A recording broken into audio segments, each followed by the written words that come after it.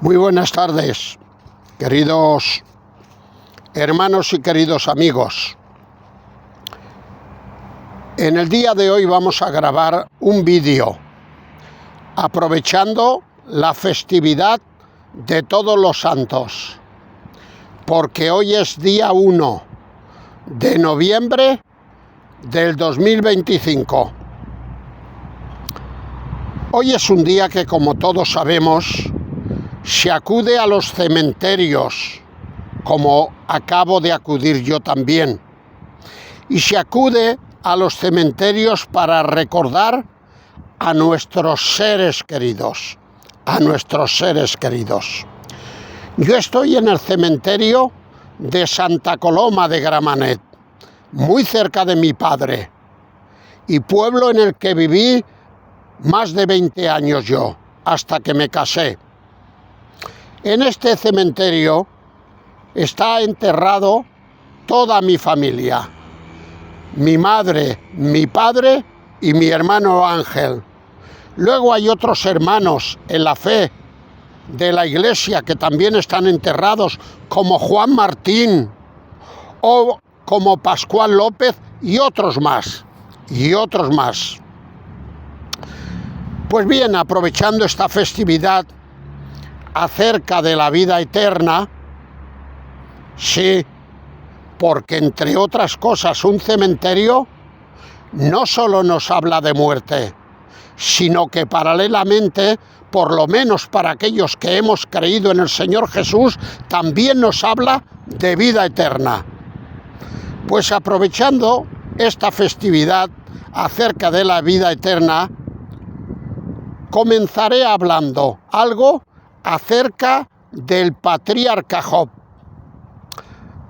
Comenzar diciendo que Job era un creyente piadoso y ejemplar. En el capítulo 1, el mismo Dios lo declara, que no había otro hombre tan piadoso y tan santo como Job. Pero claro, las cosas de la vida. Un día le vienen y le dan una triste noticia. Le dicen que sus hijos y sus hijas estaban celebrando una fiesta y parece ser que cayó el techo de la hacienda del lugar donde estaban y los mató a todos. Sus hijos y sus hijas muertos. Ahora, a partir de este momento, como aparte de ser un fiel creyente, Job también era humano, pues él entró en crisis. Sí, entró en una crisis de fe. Perdonad, pero es que el aire se me está llevando las hojas de la Biblia y tengo que hacer malabares. Él entró en una crisis de fe. Leemos en el capítulo 7 de Job y versículo 6.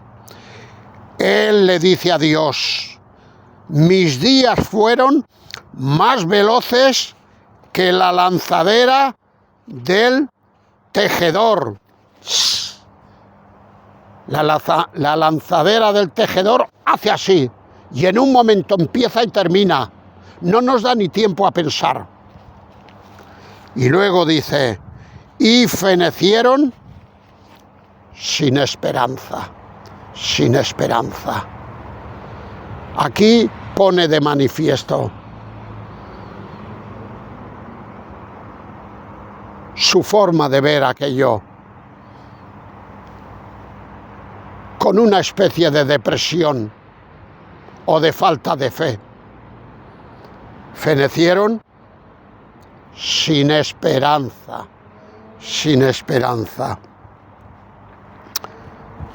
Posteriormente a este momento, por lo menos cronológicamente, en el libro de Job, se formula a sí mismo una pregunta muy interesante, como veremos. En Job capítulo 14 y versículo 14 él se formula esta pregunta. Dice, si el hombre muriere, ¿volverá a vivir?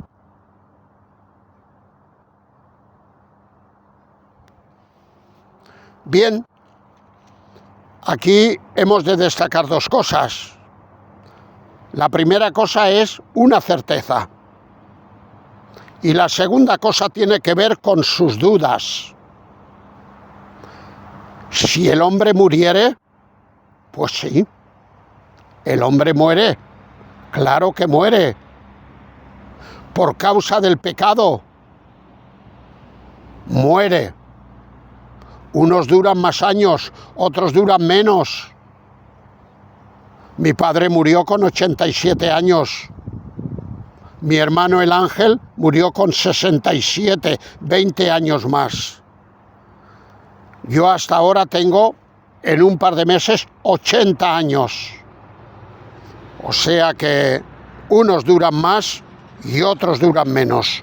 Pero que la muerte nos va a llegar, esto es una certeza que no podemos negar. Pero luego a continuación dice, ¿volverá a vivir?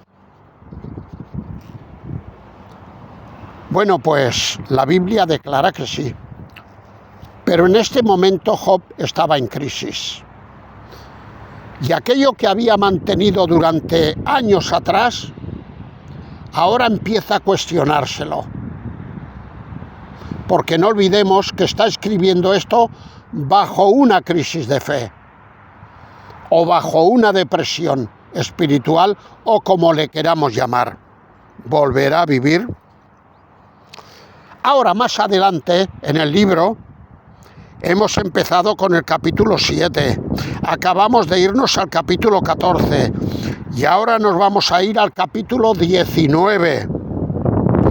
Más adelante Job afirmará lo siguiente. Dice, como hace tanto viento, y lo sé de memoria, no hace falta ir a él. Dice, yo sé que mi Redentor vive, y que después de deshecha esta mi carne, o mi piel, en mi carne he de ver a Dios, y lo veré, y lo veré. Aquí ya ha emergido, aquí ya ha subido entero su fe. La fe del capítulo 19 no es la misma que la de los dos capítulos anteriores. Yo sé que mi Redentor vive. Bien, en aquel tiempo y en aquellas culturas, por Redentor, Job se está refiriendo a su Goel. Goel. Y como los queridos amigos no conocen estas cosas, voy a explicar un poquitín quién era el Goel. El Goel era el pariente cercano de alguien que había sido muerto por un tercero. Y Dios había establecido unas ciudades de refugio, que las vemos en el Antiguo Testamento, donde tenía que huir el que había matado al difunto, porque sabía que el pariente más cercano, que era el Goel, saldría detrás de él para perseguirlo y para darle muerte. Y esas ciudades de refugio servían para que el, vamos a llamar asesino, se refugiase. Y el pariente cercano, el Goel, no lo pudiera matar. Yo sé que mi Redentor, mi Goel, vive. Jesucristo, podríamos equipararlo a nuestro Goel, a nuestro pariente más cercano.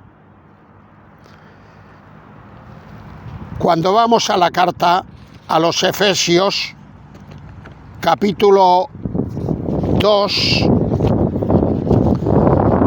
y versículos, en principio,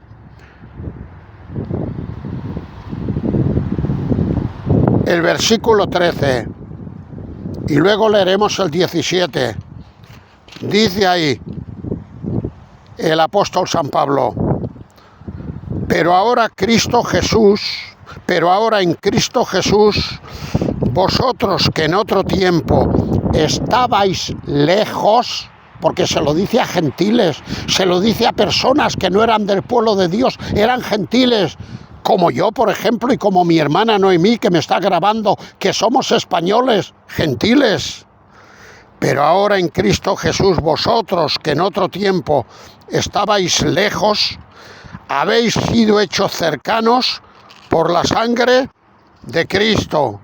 Y luego en el versículo 16 dirá lo siguiente, versículo 17 dirá lo siguiente: el Señor vino y anunció las buenas nuevas de paz a vosotros, les dice Pablo, a estos creyentes gentiles. Os las anunció a vosotros que estabais lejos, y también se las anunció a los que estaban cerca. No, el Señor Jesucristo en la salvación no hace diferencia. Por eso el apóstol San Pablo, cuando escribe la carta a los romanos en el capítulo 1 y versículo 16, dirá que el Evangelio es para todos, para los judíos que estaban cerca y para los gentiles que estábamos lejos, a través de la fe, a través de la fe. Damos un salto y pasamos al Nuevo Testamento. Al Nuevo Testamento. En el Evangelio de Juan, capítulo 11 y versículo 25, el Señor, hablando con Marta, la hermana de María y de Lázaro, le declara: yo soy la resurrección y la vida. Sí, yo soy la resurrección y la vida.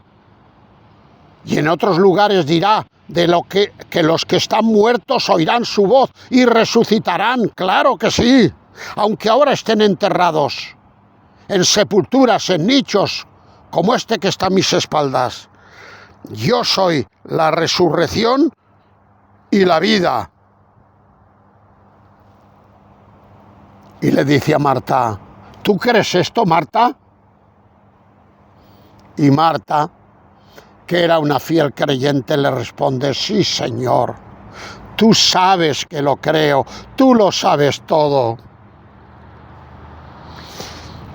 El apóstol San Pablo, en la carta a los Colosenses, dirá de que Cristo en nosotros, esta expresión en nosotros, podríamos traducirla viviendo en vuestra vida.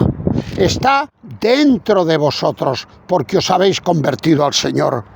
Cristo en nosotros es la esperanza de gloria, la esperanza de gloria. Cuando el creyente se convierte al Señor Jesucristo y Cristo mora en su interior,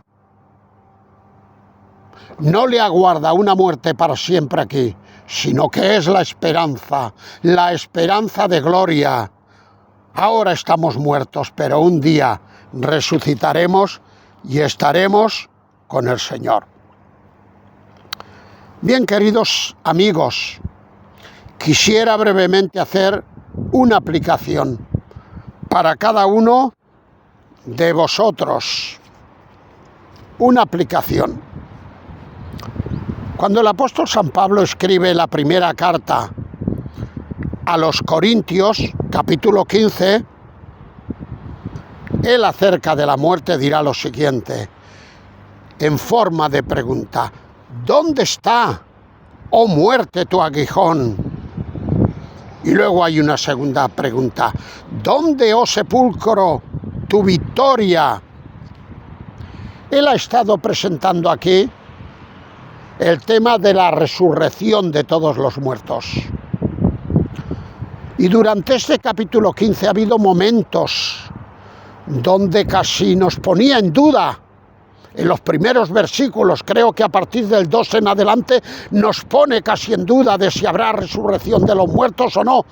Dice: porque si los muertos no resucitan, vana es vuestra fe, vano es todo lo que hacéis, vano, vano, vano. y uno se pone casi a temblar diciendo, uy, a ver si al final, después de tantos años, yo ya llevo, pues bueno, llevo ya más de 60 años de creyente, a ver si esto no va a servir para nada. Pero luego, cuando llega al final del capítulo,